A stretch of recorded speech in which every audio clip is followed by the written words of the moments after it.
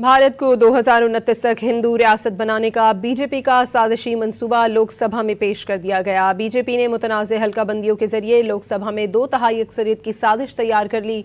भारतीय मीडिया के मुताबिक मुतनाज़ आईनी तरमीम के जरिए हिंदू बालादस्ती का मंसूबा है।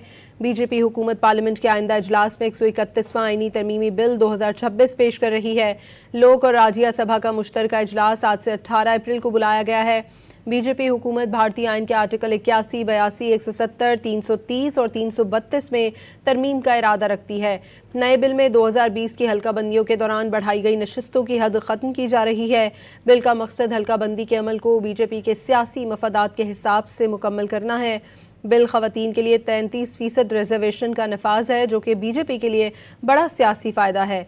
बिल में लोकसभा की नशिस्तें बढ़ाकर तकरीबन 850 करने की तजवीज़ से सियासी ताकत का तवाज़ुन बीजेपी के हक़ में बदल जाएगा।